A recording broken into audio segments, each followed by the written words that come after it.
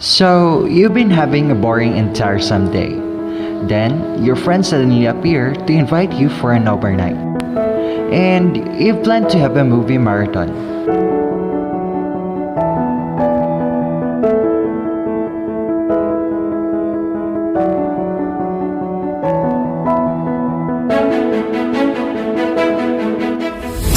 Everyone came and starts the night with fun. And it will not be completed if there are no foods.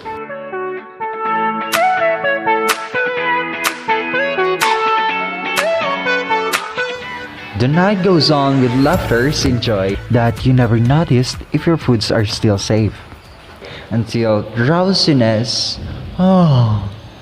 knocks you out.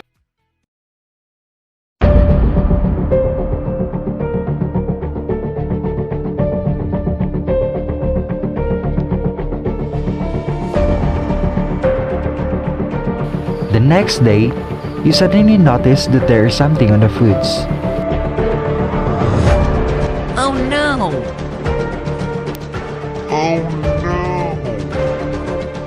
Oh no!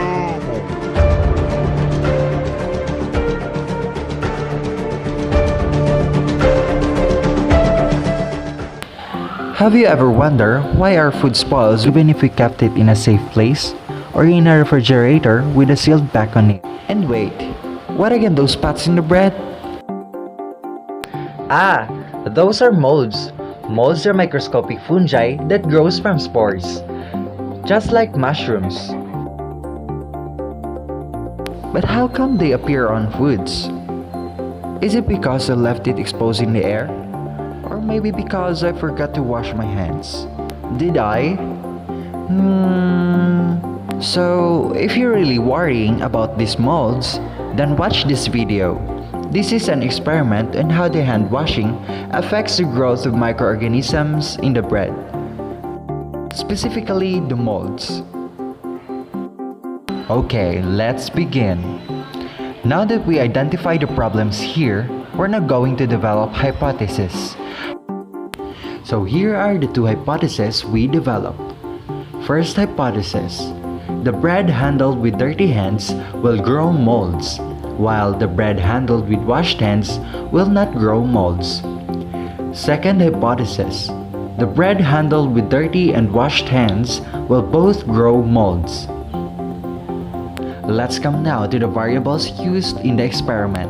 We have these three variables: controlled variables, manipulated variables, and uncontrolled variables. For the controlled variables, Number 1. Type of bread. Number 2. Type of resealable plastic. We use only one brand of these products, so it will not affect the validity and accuracy of the experiment's results. Number 3. Number of hands that will handle the bread. We use 2 hands per bread. Number 4. The time allotted for hand washing. We use 2 minutes for hand washing. Number 5. Dry hands in handling the bread. We tried to control here the exposure of moist to the bread because studies prove that molds grow faster in damp foods. And lastly, we include the unexposed bread from the hands. Manipulated variables. Number 1. Hand washing. We selected only 4 hand washing products. They are the following: Safeguard Bath Soap, Taps Laundry Soap, Joy Dishwashing Liquid, and Casino Ethyl Alcohol. Disclaimer: we do not patronize and advertise any of the products seen in the video. This is for experimental use only. Number 2. The bread that was handled with unwashed hands or just the bare hands. For the uncontrolled variables, we include these third variables after getting the result of the experiment. Number 1. Air or moisture in the air. Number 2. Heat or temperature of the environment. Let's come now to the materials. So, to prepare the materials needed for the experiment, here they are. Of course, you really need the bread because this will be the culturing spot of the molds. Next, the materials for hand washing. We prepared bath soap, laundry soap, dishwashing liquid, and an ethyl alcohol. We also include the tap water for hand washing. And don't forget the resealable plastic and label it accordingly. It is where we keep the bread. Finally, what we really need aside from the bread are hands, because we, after all, gonna test about the effects of hand washing to the growth of molds on the bread. Now let's proceed to the procedure of the experiment. First, before you get a bread by your bare hands, directly put one in the resealable plastic because we will also test if this bread may or may not grow molds.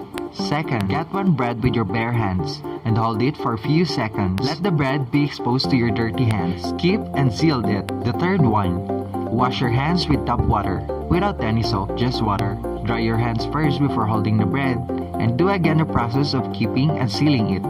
Fourth, use ethyl alcohol for hand wash. Do the same process on number 3. Dry your hands, hold the bread, keep it and seal it. Fifth one, wash your hands with bath soap for 2 minutes. Dry again your hands before holding the bread. Keep and seal it. Sixth, this time, use the laundry soap.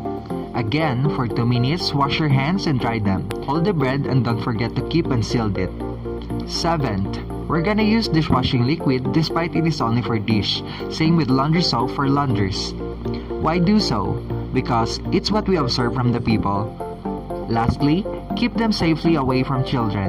They may accidentally eat them. So here we are now on the last part of this experiment, the discussion of observations, findings, and results. First week of observation.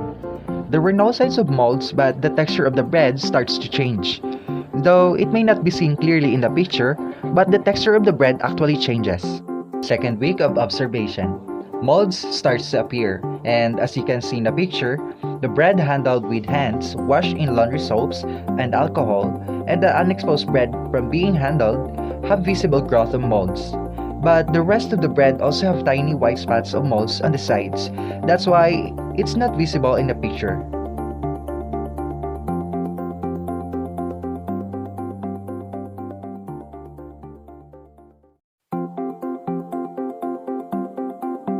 Third week of observation. All the bread were not colonized by molds. See? Even if it was sealed, they can still penetrate it. Let's go back to the second week of observation. Do you wonder why the unexposed bread to dirt had suddenly have molds, when it is supposed not?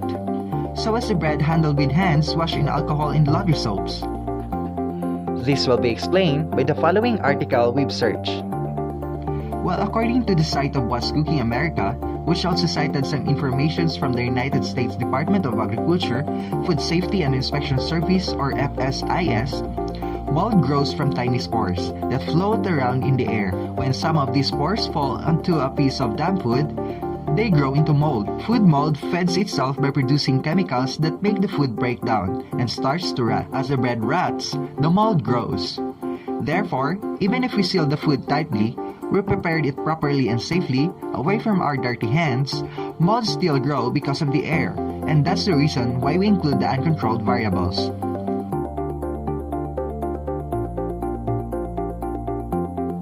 Same thing with what Marcia McCulloch wrote in the site of healthline.com.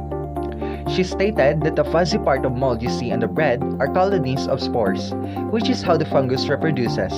Spores can travel through the air inside the package and grow on the other parts of the bread. As an addition, for you to understand why molds grow, even if we keep our food sealed and protected, Jackson Kang-woo, or either how you read his name, wrote an article on moldbacteriaconsulting.com entitled Factors That Affect the Growth of Molds, which includes the uncontrolled variables in our experiment, the temperature and air, or aeration for his own terminology.